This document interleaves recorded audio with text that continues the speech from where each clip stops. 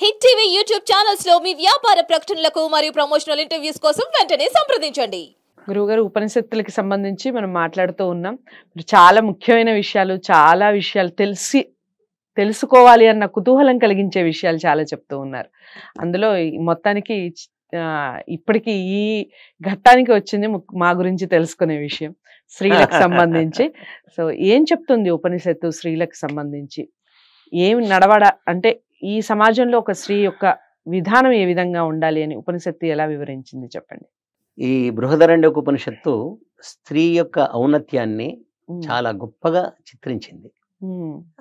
యథార్థమైనటువంటి విషయాలనే, అంటే చారిత్రక విషయాలనే ఈ బృహదారణ్యక ఉపనిషత్తు తీసుకొని తాత్వికంగా వివేచించి మనకు చెప్పింది. యాజ్ఞవల్క్యుని యొక్క అర్ధాంగి అంటే భార్య మైత్రేయి. ఆయనకు 75 ఏళ్ళు నిండినాయి గనుక నేను సన్యాసాశ్రమంలో ప్రవేశిస్తున్నాను, నేను సన్యాసినైపోతున్నాను, కాబట్టి ఈ ఆశ్రమాన్ని, ఈ గోవులను, ఈ శిష్యులని, ఈ ఆస్తినంతా నువ్వే చూసుకో అంటాడు ఆయన. మామూలుగా 25 ఏళ్ల వరకు బ్రహ్మచర్యాశ్రమం, 50 ఏళ్ల దాకా గృహస్థాశ్రమం, 75 ఏళ్ల దాకా వానప్రస్థాశ్రమం, 75 ఏళ్ళు దాటితే సన్యాసాశ్రమం. వెనకటి పద్ధతి అన్నమాట. ఒకటి కూడా చెప్పాలి మీకు, 50 ఏళ్ళు తర్వాత పిల్లల మీద ఆధారపడి ఉండకూడదు.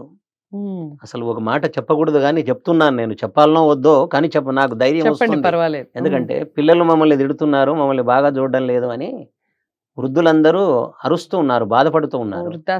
లేదు, అసలు ఆశ్రమ ధర్మం ఏమిటి అంటే 50 ఏళ్ళు దాటిన తర్వాత పిల్లలకు మనమే దూరంగా ఉండాలి. లేకపోతే ఒకవేళ వాళ్ళతో పాటు ఉంటే వనంలో ఉన్నట్టు ఉండాలి. వాళ్ళు నగరంలో ఉన్నట్టుంటారు, మనం వనంలో ఉన్నట్టు ఉండాలి. అంతే తప్ప మనం పిల్లల యొక్క సుఖాలకు ఏమండి అడ్డు రావద్దు మనం. అందుకేనేమో ఈ ఆశ్రమాలు ఉన్నాయేమో అనిపిస్తుంది. ఎందుకంటే పిల్లల వల్ల వృద్ధులకు, వయసు మీరినటువంటి వాళ్ళకి ఇలాంటి కష్టాలు వస్తాయని ఈ ఆశ్రమాలు పెట్టారేమో అనిపిస్తుంది నాకు నిజంగా. అయితే ఇక్కడ ఆయన యాజ్ఞవల్క్యుడు సన్యాసాశ్రమంలో ప్రవేశించడానికి ముందు మైత్రేయితో నేను సన్యాసాశ్రమంలో ప్రవేశిస్తున్నానంటే ఎందుకు అంటది ఆమె. మోక్షార్థినై నేను భగవంతుని ఉపాసించి మోక్షాన్ని పొందాలి, అందుకే వెళుతున్నాను అంటాడు. అంటే మీ మగవాళ్ళకే మోక్షమా, మా ఆడవాళ్ళకు వద్దా అని అడుగుతుంది. గొప్ప ప్రశ్న అనమాట. రే హే ప్రియా, హే ప్రియే బతారే, ఎంత గొప్ప ప్రశ్న వేశావు నువ్వు, చాలా. ఓ ప్రియురాలా, నువ్వు నన్ను ఎంత మంచి ప్రశ్న వేశావు అని అంటాడు ఆయన. తన భార్యను ప్రియురాలా అనడం అనేది, భార్యని ప్రియురాలు అని అనడం అనేది ఉపనిషత్తుల్లో ఉన్న అంశం. ఈ రోజుల్లో ప్రియురాలంటే వేరే అర్థం వస్తుంది, వేరే అర్థం వస్తుంది. కానీ నువ్వు ఎంత ప్రియంగా నువ్వు మాట్లాడినావు నాకు అని, నువ్వు చాలా లేదు అందరికీ మోక్షార్హత ఉంది, అందరూ కూడా భగవంతుణ్ణి ఉపాసించి మోక్షాన్ని పొందవచ్చు, మరి భగవంతుణ్ణి ఎట్లా తెలుసుకోవాలి అనే ప్రశ్న వేస్తుంది. అప్పుడు ఆత్మావారే శ్రోతవ్యో మంతవ్యో, ఆత్మావారే ద్రష్టవ్యో శ్రోతవ్యో మంతవ్యో నిధిధ్యాసితవ్యా అని చెప్తాడు ఆయన. సంస్కృతంలో ఉన్న మా వాక్యాలన్నమాట. భగవంతుని గురించి తెలుసుకోవాలి, తర్వాత భగవంతుని గురించి వినాలే, భగవంతుని గురించి ధ్యానించాలే, భగవంతునికి మన సర్వస్వాన్ని అర్పించాలే. ఎంత గొప్ప విషయం చూడండి. పతంజలి యోగ దర్శనంలో కూడా తపస్వాధ్యాయ ఈశ్వర ప్రణిధానాన్ని ఇది క్రియాయోగ అంటాడు ఆయన. అది క్రియాయోగం అంటే ఏమిటంటే తపస్సు చేయాలి భగవంతుని గురించి, స్వాధ్యాయం చేయాలి. స్వాధ్యాయం చేయాలంటే వేద పఠనం చేయాలి, వేదాది గ్రంథాలను చదవాలి, సద్గ్రంథాలను చదవాలి. తర్వాత ఈశ్వర ప్రణిధానం అంటే భక్తి అన్నమాట. అది స్వాధ్యాయం వల్ల జ్ఞానం వస్తుంది, ఈశ్వర ప్రణిధానం వల్ల భక్తి వస్తుంది, తపస్సు వల్ల ఏమొస్తుంది, సుఖ దుఃఖాలను సమానంగా చూసే శక్తి వస్తుంది. ఇదన్నమాట. కాబట్టి ఆయన నువ్వు భగవంతుని గురించి తెలుసుకోవాలి, తర్వాత అతని గురించి ఆలోచించాలి, అతని గురించి వినాలి, తర్వాత అతని గురించి ధ్యానించాలి, అంతేకాదు అతనికి నీవు ఆత్మసమర్పణ చేయాలి అని చెప్తాడు. చెప్పి ఆయన అంటాడు, నువ్వు అడిగిన ప్రశ్న చాలా గొప్పది. ఇట్లా స్త్రీలు అడిగిన ప్రశ్నలకు సమాధానాలు చెప్పేవాళ్లే కాదు, స్త్రీల యొక్క సుఖం కోరే వాళ్ళు ఎవరు ఉన్నారో వాళ్లే భర్తలు అని ఆ సందర్భంలో చెప్తాడు ఆయన. అక్కడ పెద్ద ఒక 7-8 పుటల్లో నేను దాన్ని తెలుగులో అనువదించాను నేను ఆ భావాలని. స్వీయ కామన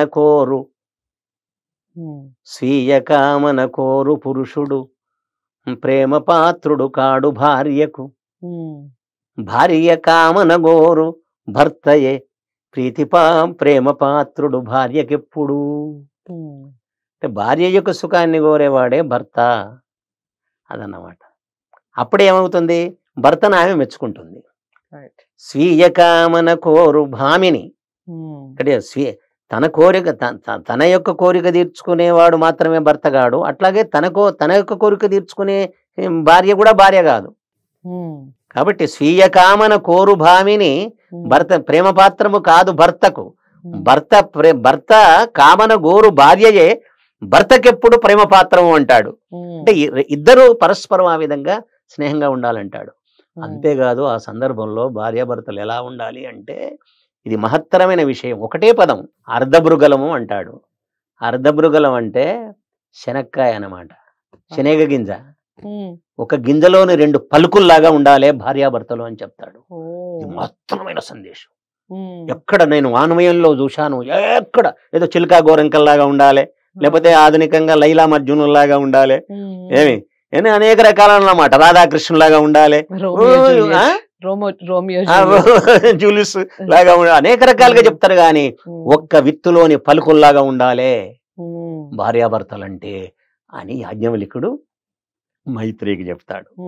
ఆ విధంగా అలా చెప్తూ చాలా విషయాలు చెప్తాడు ఆయన. స్వీయ కామన గోరు భూపతి ప్రేమ పాత్రుడు కాడు ప్రజలకు, ప్రజల కామన కోరు భూపతి ప్రజలకెప్పుడు ప్రేమ పాత్రుడు. ఎక్కడెక్కడ తీసుకొచ్చా చూడండి. తన సుఖం చూసుకునే పాలకుడు, రాజు, ముఖ్యమంత్రి, ప్రధానమంత్రి ఆ పేరుకు తగిన వాళ్ళు కారు చెప్తాడు. కనుక ప్రజల యొక్క సుఖాన్ని కోరేవాడే ప్రభువు. అందుకే జనకుడు అనే పేరు ఎందుకు వచ్చిందంటే రాజ్యంలో ఉన్న వాళ్ళందరినీ కూడా ఒక కన్నబిడ్డలాగా చూశాడు కాబట్టి ఆయనకు జనకుడు అనే పేరు వచ్చిందేమో అనిపిస్తుంది. ఆయన పేరు విదేహరాజు కదా, విదేహరాజు ఆయన. అట్లా ఆ విధంగా చెప్తూ అనేకమైనటువంటి విషయాలన్నమాట. చాలా చిన్నగా స్వీయ కామన కోరు గురువు ప్రేమ పాత్రుడు కాడు శిష్యునకు, శిష్య కామన గోరు గురువే శిష్యునకును ప్రేమ పాత్రుడు. అంటే గురువు శిష్యుల సంబంధం, రాజు ప్రజల సంబంధం, భార్యాభర్తల సంబంధం అద్భుతంగా ఆయన యాజ్ఞవల్క్యుడు ఆ సందర్భంలో చెప్తాడు. కాబట్టి అట్లా వాళ్ళ సంవాదం వల్ల మనకు ఏం తెలుస్తుంది అంటే భార్యాభర్తల మధ్య ఉన్నటువంటి ఆ మైత్రి ఎలా ఉండాలి, వాళ్ళ దాంపత్యం ఎలా ఉండాలి, వాళ్ళు కూడా బ్రహ్మజ్ఞానానికి అర్హులు, మోక్షానికి అర్హులు అనే విషయం ఈ కథ ఇది మైత్రేయి యాజ్ఞవల్క్యుల యొక్క సంవాదం వల్ల మనకు తెలుస్తుంది. రైట్. చాలా అంటే చాలా చక్కటి వివరణ. ఇక మీరు స్త్రీలకు సంబంధించి ఇక ఈ వీడియో చూసిన తర్వాత ఎవరికి గౌరవం ఇవ్వాలి, ఎవరు అసలు అంటే అసలు ఎవరు ఏ విధంగా ఉండాలి, ముందు మన నడవడిక ఏ విధంగా ఉండాలి, మనం దేన్ని ఎక్కువగా ఆచరించాలి, ఈ విషయాలన్నీ ఉపనిషత్తులు ఎంతో చక్కటి వివరణ ఇస్తూ ఉన్నారు మసన్ చెన్నప్ప గారు. దీనికి సంబంధించిన ఏమైనా ఇంకా డౌట్స్ ఉన్నా, లేదా మీరు ఉపనిషత్తులకు సంబంధించి ఇంకేదైనా సమాచారం కనుక్కోవాలి అన్న కుతూహలం మీకు ఉన్నా ఖచ్చితంగా కామెంట్ బాక్స్లో తెలియచేయండి. నెక్స్ట్ ఎపిసోడ్లో దానికి సంబంధించిన వివరణ ఇచ్చే ప్రయత్నం చేస్తారు గురువు గారు. వీడియోని లైక్ చేసి షేర్ చేయండి, ఛానల్ని సబ్స్క్రైబ్ చేసుకోండి. మరో మంచి వీడియోతో మళ్ళీ కలుద్దాం. నమస్తే.